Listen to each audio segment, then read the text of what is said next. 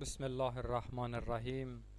سورہ ہود میں ارشاد ہو رہا ہے، اس میں شک نہیں کہ یہ لوگ آخرت میں یہی ہیں سب سے زیادہ نقصان میں، البتہ جو لوگ ایمان لائے اور کام کیے نیک اور عاجزی کے اپنے رب کے سامنے، وہ ہیں جنت کے رہنے والے، وہ اسی میں رہا کریں گے۔ مثال ان دونوں فرقوں کی جیسے ایک تو اندھا اور بہرا اور دوسرا دیکھتا اور سنتا، کیا برابر ہے دونوں کا حال؟ پھر کیا تم غور نہیں کرتے؟ اجزان گرامی، سعودی عرب پیسے پر بولنے والا اور یہودی ڈالروں پر پلنے والا توصیف الرحمان راشدی، جو معصوم عوام کو بیوقوف بنانے کے لیے ڈرامے بازیاں کرتا پھر رہا ہے، اس نے 1 گھنٹہ 27 منٹ کی تقریر میں بعنوان عقل مند شیعوں سے چند سوالات۔ سب سے پہلی اپنی تقریر میں جن باتوں کو ایشو بنایا ہے، ان کے جوابات ہزارہ مرتبہ علماء حق کا دے چکے ہیں۔ مثلاً سب سے پہلا اعتراض اس نے یہ کیا کہ امام علی علیہ السلام نے ابو بکر، عمر و عثمان کے ہاتھوں باخوشی بیعت کی۔ یہ کئی طرح سے لامحالہ ہے اور بے بنیاد ڈھکوسلے کے سوا کچھ نہیں۔ اکثریت شیعہ علماء کا یہی عقیدہ ہے کہ امام علی علیہ السلام نے بیعت ہرگز نہیں کی، نہ باخوشی نہ جبراً، مگر کچھ کا خیال ہے کہ جبر و تشدد کی وجہ سے زبردستی ان کا ہاتھ خلیفہ کے ہاتھ پر جا کر رکھ دیا، ہرگز باخوشی بیعت نہیں کی۔ حضرت امام علی علیہ السلام کا ابو بکر و عمر جیسے لوگوں کا بیعت کرنا ناممکنات میں سے ہے، کیونکہ امام علی علیہ السلام انہیں گناہ گار، دھوکے باز، خیانت کار، دروغ گو، غدار سمجھتے تھے، اور بیعت کہتے ہیں اپنے دین و دنیا کو کاملاً طور پر جس کے ہاتھ پر آپ بیعت کر رہے ہیں اس کے سپرد کر دینا، کیونکہ جس کی بیعت کرتے ہیں اس کے بدل جنت اس سے لیتے ہیں، اور سب کا اس بات پر اتفاق ہے کہ جنت و جہنم کو تقسیم کرنے والے خود مولا کائنات علی ابن ابی طالب علیہ السلام ہیں، اور فتح الباری شرح صحیح بخاری میں قول عمر ہے کہ انا من المنافقین، یعنی میں عمر منافقین میں سے ہوں۔ تو قرآنی فیصلہ ہے کہ منافقین جہنم کے سب سے نچلے طبقے میں ہوں گے، تو بھلا کس طرح سے یہ ممکن ہے کہ جنت کا مالک و مختار ایک دھوکے باز منافق جہنمی کے ہاتھ پر بیعت کر لے؟ یہ اعتراض بھی کیا کہ علی جیسا بہادر اور شیر انسان خاموش کیوں رہے اور اپنے حق میں تلوار کیوں نہ اٹھائی؟ تو اس کا جواب ہم فدق سیریز کے آخری یعنی 5ویں حصے میں کاملاً طور پر دے چکے ہیں، تفصیل کے لیے اس ویڈیو کی جانب رجوع فرمائیں۔ ابو بکر عمر کی خلافت باطل ہونے اور علی کا ان کے ہاتھ پر بیعت نہ کرنے کی ایک بہت بڑی دلیل یہ بھی ہے کہ جب عمر خلافت کو شورا میں تقسیم کر گیا اور علی علیہ السلام سے کہا گیا کہ ہم آپ کی ان شرائط پر بیعت کرنے کو تیار ہیں کہ آپ قرآن و سنت اور سیرت ابو بکر و عمر پر عمل پیرا ہوں گے، تو امام علی علیہ السلام نے صریحتاً انکار کرتے ہوئے کہا، میں قرآن اور سنت اور اپنے اجتہاد پر عمل کروں گا، مگر عثمان نے وہ شرائط قبول کر لی، سو ان کو خلیفہ بنا دیا گیا۔ دوسرا یہ اعتراض کیا کہ پنجتن پاک کے علاوہ آپ دیگر ائمہ کو کیوں معصوم مانتے ہیں؟ تو توصیف الرحمان صاحب، کیا آپ نے ان 5 ذوات مقدسہ کو معصوم مان لیا جو یہ سوال کیا؟ اور دوسری بات، قول رسول ہے کہ اولنا محمد و اوسطنا محمد و آخرنا محمد و کلنا محمد، ہمارا پہلا بھی محمد، ہمارا دوسرا بھی محمد، ہمارا آخری بھی محمد، ہمارا درمیانہ بھی محمد، کل کے کل سب کے سب ہم محمد ہیں۔ جب رسول نے سب کو محمد کہہ دیا تو ان کے معصوم ہونے کے لیے بس یہی دلیل کافی ہے، مگر تمہارا کیا؟ تم نے پہلے 40 سال تک رسول کو گمراہ اور کافر مانا، نعوذ باللہ، اور پھر آخر عمر میں تمہارے عمر میاں نے رسول کو دماغی مریض کہہ دیا، نعوذ باللہ۔ بہتر ہوتا کہ تم اپنے گھر کی خبر رکھتے، گھر کو آگ لگ گئی گھر کے چراغ سے، انا للہ۔ تیسرا اعتراض یہ کہ امام صادق علیہ السلام کا فرمان نقل کیا کہ ان کو ابو بکر کے ساتھ اپنے نسب پر فخر تھا۔ انتہائی ضعیف و بے بنیاد روایت کو اپنا سہارا بنانے کی ناکام کوشش کر رہے ہو۔ یہ ایسے ہے جیسے ڈوبتے کو تنکا بھی شتیر نظر آتا ہے، مگر وہ تنکا اس کے ساتھ ہی ڈوب جاتا ہے۔ جب وسیلے کی بات آتی ہے تو تم وہ روایت لاتے ہو کہ محمد فرماتے ہیں، اے فاطمہ میرا نسب تمہیں کوئی فائدہ نہیں دے گا، اور ابو بکر جیسے غدار انسان جس کی ولادت آج تک معلوم نہ ہو سکی کی فضیلت کی ثابت کرنے کے لیے بے بنیاد روایت کا سہارا لیتے ہو۔ تمہارا ایک ہی وقت میں 2 اختلافات ہونا تمہارے باطل ہونے کے لیے بس یہی دلیل کافی ہے۔ اس کے علاوہ مرحب رسول اللہ کا سالہ تھا تو اس کی رشتہ داری یا نسب اسے کیا فائدہ پہنچانے والی ہے؟ تو جیسے مرحب کے لیے کوئی فضیلت نہیں تو اسی طرح یہاں بھی کوئی فضیلت نہیں۔ چوتھا سا اعتراض کہ عمر صاحب ایک سفر پر گئے اور علی کو اپنی جگہ پر قائم مقام بنایا گیا، اب علی کے لیے یہ موقع تھا کہ وہ خلافت کو اپنے قبضے میں لے لیتے۔ اس بات سے توصیف الرحمان صاحب علی و عمر دوستی و محبت کا ثبوت دینا چاہتے تھے اور خلافت عمری کو برحق ثابت کرنے کی ناکام کوشش کرنا چاہتے تھے، مگر شاید یہ بھول گیا۔ لیکن عمر صاحب کو اچھی طرح سے یاد تھا کہ علی نفس رسول ہیں اور رسول تمام عرب میں صادق اور امین ہیں اور علی ان کے بھائی ہیں، تو جس طرح کافر باوجود رسول کے دشمن ہونے کے اپنی ایمانتیں رسول اللہ کے پاس رکھوا جاتے تھے اور رسول عین اسی طرح اپنے اور اللہ کے دشمنوں کی ایمانتوں کو لٹا دیتے تھے، تو اس میں کافروں اور مشرکین کا کمال نہیں ہے بلکہ رسول اللہ کی شرافت اور دیانتداری کے بدولت سب کچھ تھا۔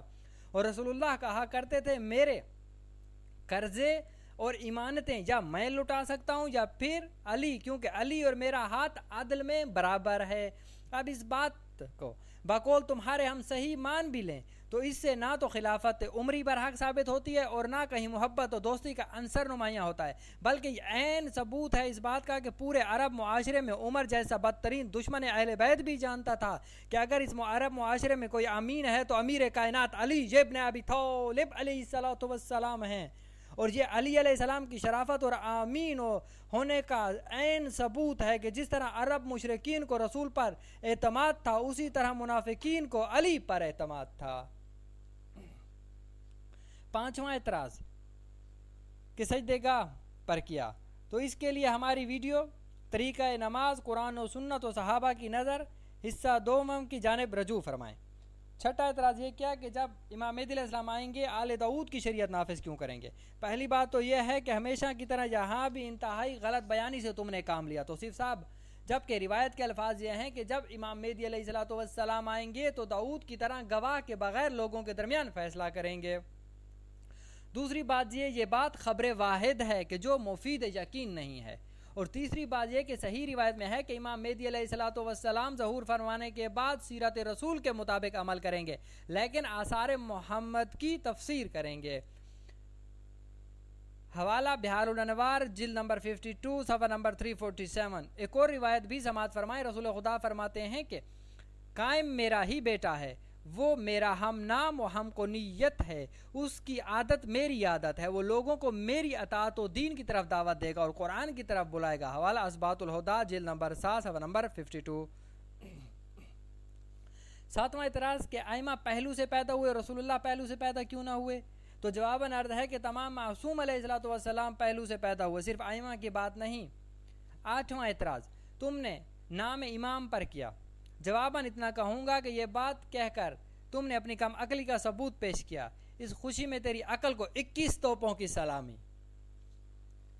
نواں اعتراض کرتے ہوئے کہتا ہے کہ شیعوں میں اتنے فرقے ہیں کہ کس فرقے کو اپنایا جائے؟ تو توصیف آپ کی خدمت میں عرض ہے کہ ہمیں صحیح سطح سے یہ ثابت کر کے دیں کہ ابو بکر، عمر و عثمان دیوبندی تھے، بریلوی تھے، وہابی تھے، سلفی تھے یا اہل سنت والجماعت وغیرہ تھے، جبکہ تمہاری کتابوں میں صراحت سے یہ روایت درج ہے کہ رسول اللہ نے فرمایا علی اور اس کے شیعہ ہی صرف کامیاب ہیں، جبکہ آپ کا شمار عثمانی شیعہ یا معاویہ کے شیعوں میں ہوتا ہے، اور آپ کے جدید مناظر اپنی کتاب تحفہ اثنا عشریہ میں یہ اعتراف کرتے ہیں کہ ہم پہلے شیعہ تھے پھر اپنا نام بدل ڈالا، اور شیعان علی کی کامیابی کے تذکروں نے ابن حجر مکی جیسوں کو چکرا کر رکھ دیا، جو اپنی کتاب سوائق المحرقہ میں کہہ بیٹھا اصل شیعہ ہم ہیں۔ توصیف صاحب، آپ لوگوں کی بات تو ایسی ہے کہ آپ گاتے کچھ ہیں اور آپ کا تنبورہ کچھ بجتا ہے۔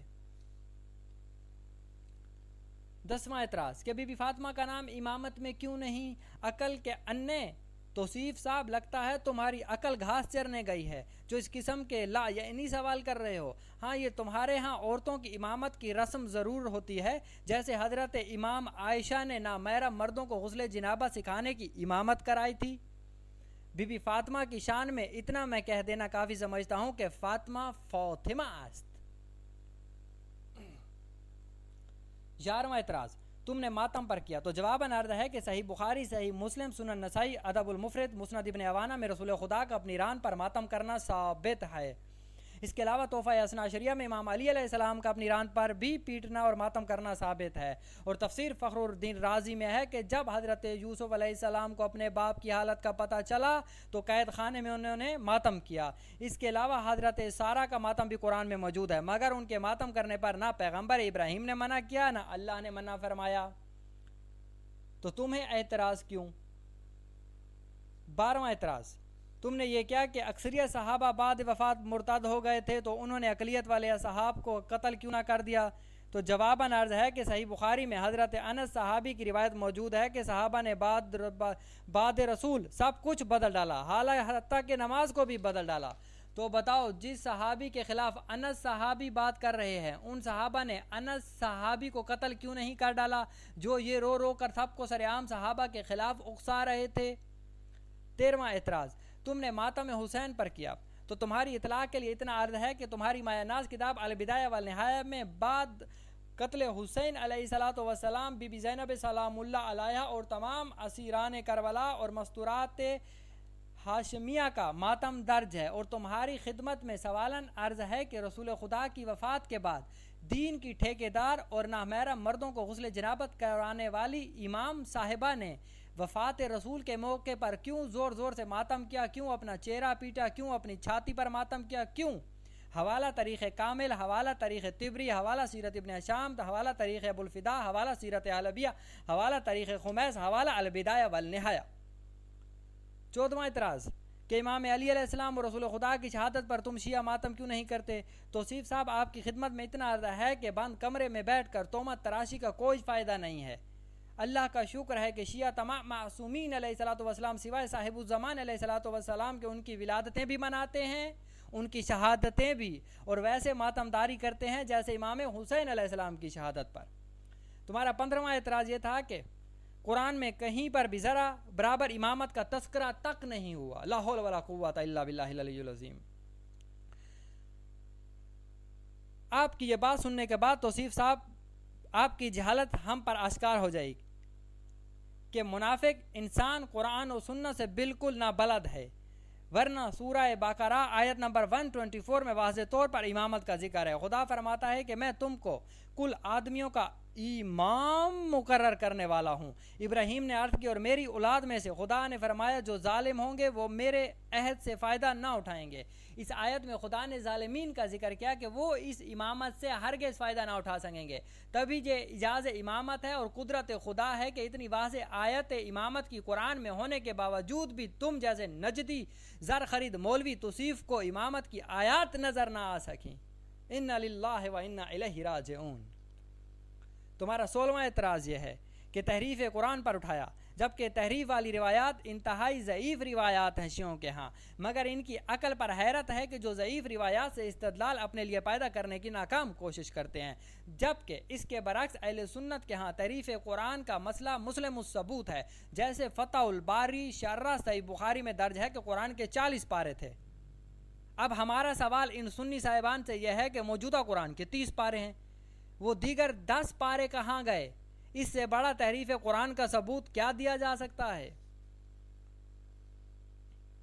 17واں اعتراض میں امام علی اور امام حسن وغیرہ کے بیٹوں کے ناموں پر ہے کہ انہوں نے ابوبکر اور عمر کے نام پر اپنے بیٹوں کے نام کیوں رکھے؟ تو جواباً عرض ہے کہ صرف بولتے رہتے ہو، سننے کا مادہ بھی پیدا کر لیا کرو، پڑھنے کا مادہ بھی پیدا کر لو۔ ہم پہلے بھی اس سوال کے جواب کئی مرتبہ مفصل دے چکے ہیں، آپ ہماری ویڈیو کی جانب رجوع فرمائیں۔ امام علی کے بیٹوں کے نام کا جواب خصوصی۔ 18واں اعتراض یہ کیا کہ جو اصحاب دوسرے شہروں سے آئے تھے اور رسول کو صرف ایک مرتبہ ملے تھے اور واپس چلے گئے اور امام علی علیہ السلام کی ولایت کے بنا مر گئے، کیونکہ رسول خدا نے انہیں بتلایا ہی نہیں تھا، تو کیا وہ کافر مرے؟ جواباً اتنا عرض ہے توصیف صاحب کہ 13 سال مکہ اور 10 سال مدینے میں رسول خدا نے تبلیغ فرمائی، اور مکے کی ابتدائی 13 سالہ زندگی میں صرف صحابہ نے توحید کی گواہی دی، نہ کہ رسالت کی، کیونکہ رسالت کی گواہی کا آغاز مدینے میں آ کر ہوا تھا۔ تو مکے کی زندگی کے دوران جتنے صحابہ اور صحابیات فوت ہوئے یا شہید کیے گئے وہ کافر مرے تھے یا مسلمان؟ کیونکہ انہوں نے رسالت کی گواہی نہیں دی تھی۔ تو جو جواب یہاں آئے گا وہی جواب آپ کے اعتراض کا ہوگا۔ 19واں اعتراض، شیخین کو بچانے کی خاطر بیعت رضوان کا سہارا لیا، تو آئیے مختصراً طور پر بیعت رضوان پر روشنی ڈالیں۔ سب سے پہلی بات، اللہ نے بیعت رضوان کے سلسلے میں جو آیت نازل ہوئی اس میں آیت کے الفاظ یوں ہیں، لقد رضی اللہ عن المؤمنین، یعنی خدا راضی ہوا مؤمنین سے، اور جہاں تک رہ گئی بات بکر و عمر و عثمان کی تو ان کے منافق ہونے کے دلائل ہم دے چکے ہیں، اور مزید آپ ہماری ویڈیو سیرت ابو بکر، سیرت عمر اور سیرت عثمان اور ابو بکر مشرک تھا کی جانب رجوع فرمائیں۔ اور دوسری بات، بیعت رضوان میں منافقین بھی صراحت کے ساتھ شامل تھے، مثلا حضرت عمار یاسر کا قاتل ابو غاویہ بھی اس بیعت میں موجود تھا، اور رسول خدا نے فرمایا تھا کہ عمار یاسر کا قاتل جہنمی ہے، حوالہ منہاج السنہ ابن تیمیہ۔ 20واں اعتراض یہ کیا کہ علی اور حسن و حسین نے اپنی مدد کیوں نہ کی، جبکہ آج مرنے کے بعد وہ تمہاری مدد کرنے لگے، جو اپنی مدد نہ کر سکے زندگی میں وہ دوسرے کی مدد مرنے کے بعد کاہے کی کرے گیا؟ تو جواباً عرض یہ ہے کہ اللہ قرآن میں فرماتا ہے کہ تم مجھے اللہ کی مدد کرو میں تمہاری مدد کروں گا، تو اب سوالاً یہ عرض ہے کیا اللہ ہماری مدد کا محتاج ہے؟ کیا اللہ اپنی مدد آپ نہیں کر سکتا؟ جو اللہ اپنے کام ہماری مدد کا محتاج ہو، جو اللہ اپنے کاموں میں ہماری مدد کا محتاج ہو، وہ ہماری مدد کیسے کر سکتا ہے؟ تو جو جوابات تمہارے یہاں ہوں گے وہی جوابات ہمارے وہاں ہوں گے۔ 21واں اعتراض کہ رسول اللہ دو کافروں کے ساتھ کیسے دفن ہو گئے؟ جواباً عرض ہے کہ رسول اللہ کی کوئی سند ثابت کرو کہ رسول خدا نے وصیت کی ہو ان کو کہ میرے پہلو میں تم دفن ہونا۔ اس کے علاوہ ساتھ میں دفن ہونا کوئی فائدہ مند نہیں ہے، نہ کوئی فضیلت میں اضافہ ہوتا ہے۔ مثلا امام علی رضا علیہ السلام کے ساتھ میں ہارون رشید لانتی دفن ہے، تو اس کا دفن ہونا وہاں اسے کوئی فائدہ نہیں پہنچا سکتا۔ اور دوسری بات، حضرت عزیر علیہ السلام نبی کے ساتھ ان کا گدھا 100 سال سویا رہا، جب دوبارہ زندہ ہوئے نبی تھا، گدھا تھا۔ اور یہ اعتراض کرنا کہ امام علی نے کیوں نہ روکا، تو جواباً عرض ہے کہ جب امام حسن علیہ السلام کا جنازہ طواف رسول کے لیے لے جایا جا رہا تھا تو مائی عائشہ خچر پر سوار ہوئے آ گئی اور کہنے لگی میں یعنی حسن کو پسند نہیں کرتی کہ یہاں دفن ہو۔ تو جب رسول کے بیٹے کو اجازت نہیں اس منحوسہ عورت کے ہوتے ہوئے، تو امام علی جس کے یہ پہلی ہی دشمن تھی اور سب بمائے بنو امیہ دشمن تھے، تو کاہے کی بات یہ مانتے؟ حوالہ تاریخ ابو الفدا، حوالہ مروج الذہب۔ 22واں اعتراض کہ شیخین کو خلافت چھین کر کیا فائدہ ہوا؟ اس کے جواب میں آپ ہماری ویڈیو سماعت فرمائیں۔ سیرت بکر، سیرت عمر، سیرت عثمان، اور توصیف صاحب کا کہنا تھا کہ عثمان کا مرتے وقت صرف ایک اونٹ تھا۔ سفید جھوٹ۔ مروج الذہب اہل سنت میں ہے کہ جب عثمان مرے تو اس وقت ان کی پراپرٹی یہ تھی: 1,50,000 دینار، 10 لاکھ درہم نقد، وادی القرا، حنین اور دیگر مقامات پر 1 لاکھ دینار کی جائیداد، ہزاروں کی تعداد میں اونٹ اور گھوڑے، اس کے علاوہ کئی محل۔ اعلی لعنت اللہ قوم الکاذبین۔ 23واں اعتراض تکیے پر۔ جواباً عرض ہے کہ ابراہیم علیہ السلام نے بھی تکیہ کیا، تو وہاں کیا جواب دو گے؟ اگر ابراہیم نبی کو جھوٹا کہو گے جیسے بخاری میں لکھا ہے تو قرآن کا تماچا تمہارے منہ پر رسید ہوگا، کیونکہ اللہ نے ابراہیم کو صدیق نبی کہا ہے۔ 24واں اعتراض ہجرت میں ابوبکر نے رسول کا ساتھ کیوں دیا؟ جواباً عرض ہے ساتھ نہیں دیا، الٹا ہجرت کی رات رسول کی مجبوری سے فائدہ اٹھایا، 200 کی اونٹنی 400 پر فروخت کی تھی۔ حوالہ مدارج النبوت۔ اور یہ ایجنٹ بن کر مشرکین کے ساتھ گیا تھا، یہ تو قدرت خدا تھی جو بچت ہو گئی، ورنہ ان کا پلان پورا تھا پکڑوانے کا۔ 25واں اعتراض کہ اگر یہ صحابی مرتاد ہو گئے تو زکوٰۃ لینے کے لیے خالد لوگ کیوں گئے تھے؟ جواباً عرض ہے کہ یہ زکوٰۃ کے بہانے ڈکیتیاں تھیں، زکوٰۃ کے بہانے بے گناہ عورتوں کی عصمت دوری کرنا مقصود تھا، اور اس کا سب سے بڑا ثبوت خالد ابن ولید کا مالک ابن نویرہ جیسے عظیم صحابی رسول کا قتل کرنا اور ان کی بیوی لیلا جیسی مومنہ سے زنا کرنا منہ بولتا ثبوت ہے، جس پر ابو بکر نے بجائے سزا دینے کے الٹا خالد کو معاف کر دیا۔ حوالہ تاریخ ابو الفدا۔ 26واں اور آخری اعتراض کہ رسول نے عمر جیسے بدکار کی بیٹی سے کیسے شادی کر لی؟ جواباً عرض ہے کہ رسول نے ابو سفیان جب وہ کافر تھا اور حی ابن اخطب جب یہودی تھے جیسے لوگوں سے بھی رشتے اور ناطے کیے، تو جو جواب وہاں ہوگا یہی جواب یہاں ہوگا۔ سورہ تحریم میں عائشہ و حفظہ کو اللہ نے ٹیڑے دل والیاں کہا ہے، اور قرآن میں فرمایا حبیب خدا نے تجھے ان کے بدلے نیک بیویاں دے گا۔ اگر یہ نیک ہوتی تو اللہ کبھی عائشہ اور حفظہ کے حق میں ایسا نہ فرماتا۔ اعلی لعنت اللہ قوم الکاذبین۔ والسلام علیکم ورحمۃ اللہ وبرکاتہ۔